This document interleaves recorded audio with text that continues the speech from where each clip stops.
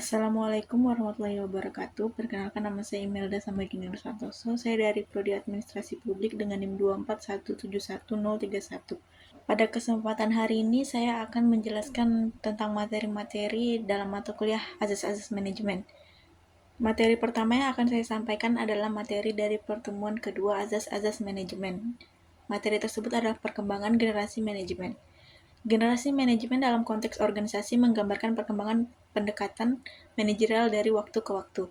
Setiap generasi mencerminkan pergeseran paradigma berdasarkan kebutuhan dan tantangan organisasi yang terus berubah. Generasi manajemen memiliki beberapa jenis. Yang pertama adalah generasi jungle management. Karakteristik dari manajemen ini pada tahap ini cenderung bersifat tidak berstruktur dan intuitif, seringkali seperti bertahan hidup di hutan. Keputusan diambil berdasarkan naluri dan pengalaman praktis, dengan sedikit atau tanpa produser formal. Pendekatan pada generasi ini adalah manajer menggunakan otoritasnya untuk mengendalikan situasi dan mengambil tindakan dengan cara yang ada, hoc, dan kreatif. Fokusnya lebih pada hasil jangka pendek tanpa strategi yang jelas. Generasi yang kedua adalah manajemen by direction. Karakteristik dari manajemen by direction ini adalah pendekatan manajemen menjadi lebih terstruktur dan hierarki yang jelas. Manajer memberikan arahan langsung kepada bawahan untuk mencapai tujuan tertentu. Pendekatan pada generasi ini contohnya adalah gaya kepemimpinan top-down sangat dominan. Manajer mengarahkan bawahan tentang apa yang harus dilakukan dan bagaimana melakukannya. Kreativitas dan inisiatif dari bawah seringkali terbatas. Generasi yang ketiga adalah manajemen by target. Karakteristik dari manajemen ini adalah fokus pada penetapan target yang spesifik, struktur, dan waktu yang ditentukan. Manajer dan karyawan berkolaborasi dalam merancang tujuan yang harus dicapai. Pendekatan dari generasi ini adalah sistematis dan berbasis hasil. Kemudian generasi yang keempat adalah value creative management. Karakteristik dari generasi ini adalah memiliki pendekatan berfokus pada penciptaan nilai lebih untuk seluruh pemangku kepentingan, termasuk pelanggan, karyawan, dan pemegang saham. Pendekatan untuk organisasi ini berusaha menghasilkan nilai yang lebih tinggi melalui inovasi dalam produk, proses, dan layanan. Kemudian generasi yang kelima adalah knowledge and human network in management. Karakteristik dari generasi ini ialah menekankan pentingnya pengelolaan pengetahuan dan jaringan manusia. Informasi dan pengetahuan menjadi aset utama organisasi. Kemudian pendekatan untuk generasi ini melalui kolaborasi, jaringan internal dan eksternal, pembelajaran berkelanjutan, dan pengelolaan pengetahuan menjadi kunci untuk keunggulan kompetitif. Kemudian ada fungsi manajemen. Fungsi manajemen ini terbagi menjadi beberapa bagian. Yang pertama ada fungsi-fungsi organik. Fungsi-fungsi organik adalah fungsi inti yang secara mendasar ada dalam setiap kegiatan manajemen. Fungsi-fungsi ini mencakup serangkaian aktivitas utama yang dilakukan oleh seorang manajer dalam menjalankan tugas. Di dalam fungsi organik ini terdapat beberapa identifikasi. Di antaranya adalah perencanaan, pengorganisasian, pengarahan, pengendalian, dan pengkoordinasan. Adapun fungsi-fungsi pelengkapnya yaitu pengadaan, komunikasi, pelatihan dan pengembangan, administrasi, inovasi, dan pengelola risiko. Kemudian prinsip-prinsip manajemen.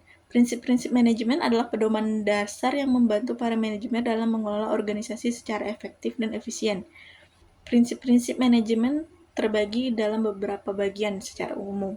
Yang pertama ada pembagian kerja, yang kedua ada wewenang dan tanggung jawab, yang ketiga ada disiplin, yang keempat kesatuan pemerintah, yang keempat kesatuan perintah, yang kelima kesatuan arah.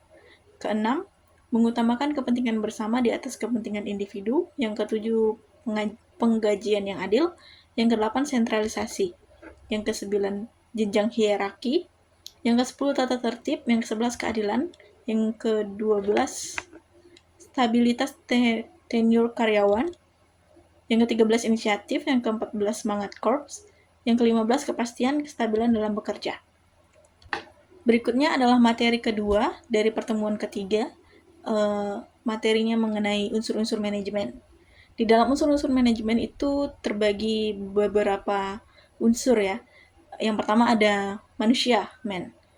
Di unsur ini tuh manusia memiliki peran yang paling vital dalam manajemen karena mereka yang merencanakan, mengorganisasi, mengarahkan, dan mengawasi kegiatan.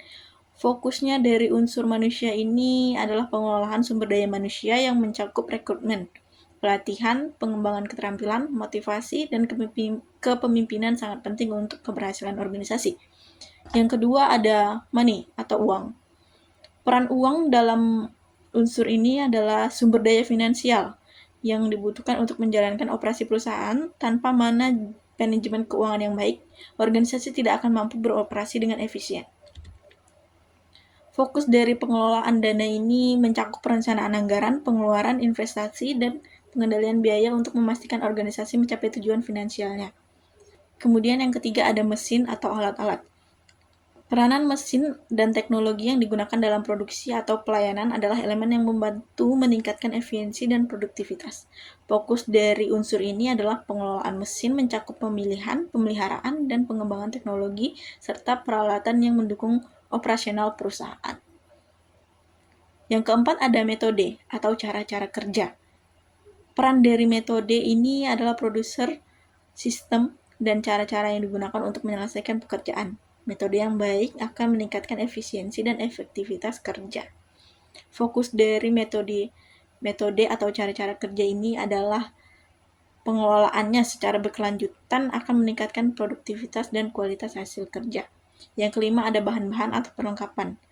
Peranan dari bahan-bahan ini adalah sumber daya fisik yang dibutuhkan dalam proses produksi atau pelayanan.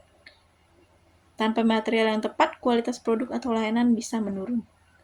Fokus dari unsur ini adalah pengelolaan material mencakup perencanaan kebutuhan bahan baku, pengadaan, penyimpanan, dan distribusi untuk memastikan kelancaran operasional. Yang terakhir, ada market. Market ini memiliki peran tempat di mana produk atau layanan organisasi dijual. Memahami pasar dengan baik sangat penting untuk menjamin berkelanjutannya bisnis. Fokus dari unsur ini adalah pengelolaan pasar mencakup analisis pasar, segmentasi, promosi, distribusi, dan pelayanan pelanggan untuk memastikan produk atau layanan dapat bersaing dan memenuhi kebutuhan konsumen. Berikutnya ada teori manajemen. Teori manajemen mencerminkan evolusi cara berpikir tentang pengelolaan organisasi dan sumber daya manusia. Di dalam teori manajemen ini terdapat 3 teori manajemen utama yang memiliki pengaruh besar dalam dunia. Yang pertama ada scientific management. Teori ini berfokus pada peningkatan efisiensi kerja melalui metode ilmiah. Tujuan dari teori ini adalah meningkatkan efisiensi dan produktivitas melalui kerja yang lebih rasional dan terukur. Teori yang kedua adalah teori hubungan manusia. Teori ini menekankan pentingnya aspek sosial dan hubungan antar manusia dalam organisasi. Tujuan dari teori ini adalah meningkatkan produktivitas dan kepuasan kerja melalui pendekatan yang lebih humanistik dengan menekankan pada kesejahteraan sosial dan psikologis karyawan. Yang ketiga adalah behavioral science. Teori ini berperilaku berkembang sebagai respon terhadap keterbatasan teori hubungan manusia. Tujuan dari teori ini adalah memahami dan mengelola perilaku karyawan dengan lebih baik melalui pendekatan ilmiah yang lebih kompleks dengan memperhatikan motivasi, kepuasan, serta faktor-faktor psikologis lainnya. Berikutnya adalah materi ketiga dari pertemuan keempat. Materi ini mengenai perencanaan pribadi. Perencanaan pribadi merupakan proses merancang dan menetapkan tujuan serta langkah-langkah yang perlu diambil untuk mencapai hasil yang diinginkan dalam berbagai aspek kehidupan, seperti karir, keuangan, pendidikan, dan pengembangan diri. Perencanaan ini biasanya dibagi menjadi 3 waktu, jangka pendek, jangka menengah, dan jangka panjang. Pertama, jangka pendek. Perencanaan jangka pendek adalah perencanaan yang memiliki target waktu relatif singkat, antara 1 hingga 6 bulan. Fokus dari perencanaan ini biasanya pada tujuan yang lebih spesifik dan langsung dapat digapai. Yang kedua adalah perencanaan jangka menengah. Perencanaan jangka menengah mencakup tujuan yang memerlukan waktu lebih lama, biasanya antara 6 bulan hingga 2 tahun. Pada tahap ini, fokusnya adalah pada pengembangan pribadi atau pencapaian lebih signifikan yang memerlukan perencanaan yang lebih mendalam dan terstruktur. Kemudian yang ketiga ada perencanaan jangka panjang.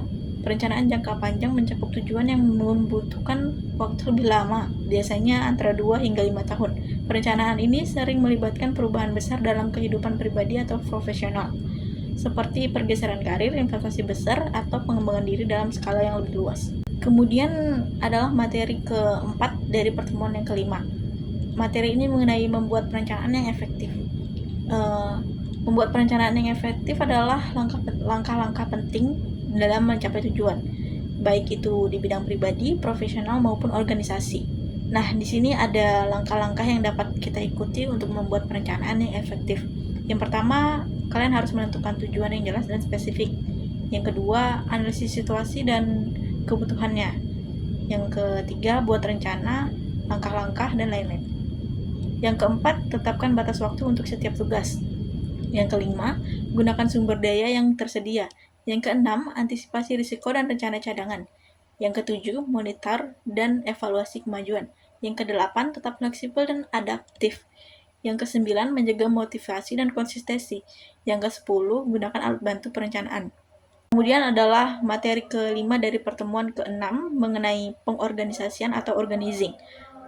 Pengorganisasian merupakan salah satu fungsi utama dalam manajemen yang berfokus pada pengaturan dan pengelompokan sumber daya serta aktivitas dalam suatu organisasi untuk mencapai tujuan yang telah ditetapkan. Nah, di sini ada arti organisasi. Apa sih organisasi itu? Organisasi adalah sekelompok orang yang bekerja bersama-sama dalam suatu struktur yang terorganisasi untuk mencapai tujuan tertentu. Kemudian ada hakikat organisasi. Hakikat dasar organisasi adalah kerjasama antar individu untuk mencapai tujuan yang tidak dapat dicapai secara individual. Kemudian ada unsur-unsur organisasi. Tujuan dari unsur-unsur organisasi ini adalah setiap organisasi memiliki tujuan yang menjadi arah dan fokus aktivitas organisasi. Yang keempat ada fungsi organisasi. Fungsi organisasi adalah cara organisasi beroperasi untuk mencapai tujuannya. Yang kelima ada prinsip-prinsip organisasi. Ada beberapa prinsip dalam organisasi yang membantu agar organisasi berfungsi dengan efisien dan efektif. Kemudian yang keenam ada bentuk-bentuk organisasi. Bentuk organisasi menunjukkan bagaimana struktur organisasi dibangun untuk mendukung tujuan dan aktivitasnya. Kemudian adalah materi keenam dari pertemuan ketujuh mengenai organisasi sektor publik. Organisasi sektor publik adalah organisasi yang dimiliki dan dijalankan oleh pemerintah atau badan politik dengan tujuan untuk menyediakan layanan publik kepada masyarakat.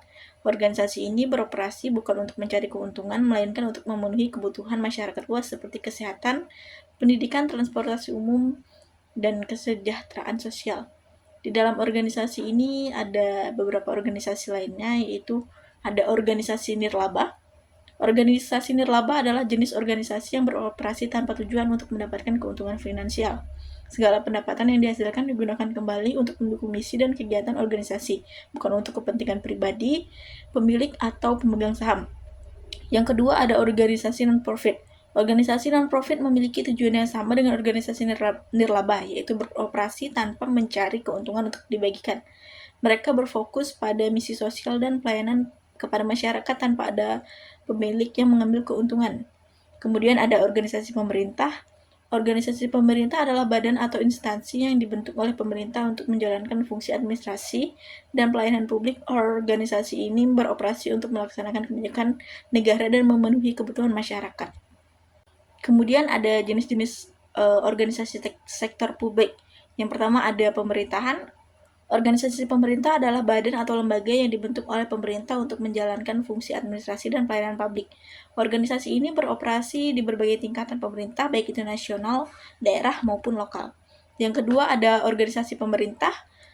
Organisasi nirlaba pemerintah adalah lembaga yang didirikan oleh pemerintah dengan tujuan sosial atau pelayanan publik, tetapi tidak mencari keuntungan.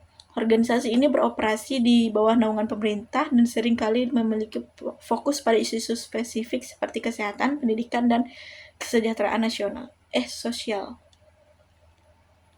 Yang ketiga ada organisasi nirlaba swasta. Organisasi nirlaba swasta adalah lembaga yang didirikan oleh individu atau kelompok swasta dengan tujuan untuk memberikan layanan sosial, budaya, atau lingkungan tanpa mencari keuntungan. Organisasi ini beroperasi secara independen dari pemerintah, meskipun bisa bekerja sama dengan pemerintah dalam proyek-proyek tertentu. Berikutnya adalah materi ke-8 dari pertemuan ke-9 mengenai pergerakan dalam manajemen. Fungsi dan manfaat pergerakan dalam manajemen terbagi menjadi beberapa. Yang pertama, meningkatkan motivasi dan semangat kerja. Yang kedua, mendorong peningkatan produktivitas. Yang ketiga, memfasilitasi kerjasama tim. Yang keempat, meningkatkan kreativitas dan inovasi. Kemudian ada contoh nyata pergerakan dalam manajemen. Yang pertama, bonus kinerja dan penghargaan. Yang kedua, program pengembangan dan pelatihan. Yang ketiga, meeting motivasi dan check-in mingguan. Yang keempat, penerapan gaya kepemimpinan partisipatif. Kemudian ada materi dari pertemuan ke-10 mengenai teori kebutuhan manusia oleh David McClelland. Teori kebutuhan manusia oleh David McClelland juga dikenal sebagai McClelland Theory of Needs, mengidentifikasi 3 kebutuhan utama yang mempengaruhi motivasi manusia dalam konteks pekerjaan: kebutuhan akan pencapaian, kebutuhan akan afiliasi, dan kebutuhan akan kekuasaan. Setiap individu memiliki kombinasi ketiga kebutuhan ini, tetapi salah satu kebutuhan biasanya lebih dominan dan menjadi pendorong utama perilaku mereka di tempat kerja. Nah, kemudian di pertemuan yang ke-11 ini, Indonesia ini sebaiknya memiliki pemimpin yang seperti apa sih? Indonesia untuk saat ini, untuk menghadapi tantangan kompleks yang dihadapi Indonesia, seorang pemimpin ideal perlu memiliki karakteristik dan pendekatan yang mampu menjawab berbagai aspek seperti pembangunan ekonomi, kesejahteraan sosial, stabilitas politik, serta berkelanjutan lingkungan. Nah, ada beberapa karakteristik pemimpin yang efektif dalam pemimpin Indonesia saat ini. Yang pertama ada berwawasan visi jangka panjang. Yang kedua ada inklusif dan responsif terhadap keberagaman. Yang ketiga komitmen terhadap pemberantasan korupsi dan integritas tinggi. Yang keempat adaptif dan menguasai teknologi serta inovasi. Yang kelima berfokus pada kesejahteraan rakyat dan ekonomi berkelanjutan. Yang keenam tegas dalam kebijakan lingkungan dan pembangunan berkelanjutan. Yang ketujuh memiliki keterampilan komunikasi dan diplomasi yang kuat. Berikutnya adalah materi ke-11 dari pertemuan yang ke-12. Jadi di sini itu ada sifat pengawasan. Yang pertama ada fact-finding, pencarian fakta. Pengawasan yang berfokus pada pengumpulan fakta atau data untuk memahami kondisi yang sebenarnya tanpa membuat asumsi atau prasangka. Yang kedua ada preventif, pengawasan yang bertujuan mencegah terjadinya kesalahan atau penyimpangan sebelum sesuatu terjadi. Yang ketiga masa sekarang, real-time monitoring, pengawasan yang dilakukan secara langsung dan bersikap aktif di masa kini. Yang keempat sebagai alat, pengawasan digunakan sebagai alat manajerial untuk mengontrol dan mengarahkan kinerja sesuai tujuan organisasi. Yang kelima, mempermudah tercapainya tujuan pengawasan, memastikan kegiatan organisasi berjalan sesuai rencana untuk mencapai tujuan yang telah ditetapkan. Yang keenam, efisien. Pengawasan dilakukan untuk memastikan penggunaan sumber daya secara optimal. Yang ketujuh, menemukan apa yang tidak betul, bukan siapa yang salah. Pengawasan difokuskan pada identifikasi masalah, bukan mencari pelaku kesalahan. Yang kedelapan, bersifat membimbing. Pengawasan dilakukan dengan tujuan memberikan arahan atau pembinaan, bukan hanya mencari kesalahan. Kemudian ada materi yang ke-12 dari pertemuan yang ke-13 mengenai peranan ombudsman, sekaligus materi terakhir pada video ini ya. Jadi di dalam peranan ombudsman ini terbagi dua. Satu, mengawasi pelayanan publik. Ombudsman bertugas mengawasi agar pelayanan publik berjalan sesuai dengan standar yang telah ditetapkan. Hal ini mencakup memastikan bahwa masyarakat mendapat layanan yang adil, berkualitas, dan bebas dari penyimpangan seperti maladministrasi, korupsi, ataupun nepotisme. Yang kedua, menerima dan menyelesaikan laporan masyarakat. Ombudsman menjadi tempat bagi masyarakat untuk pengaduan keluhan terkait pelayanan publik.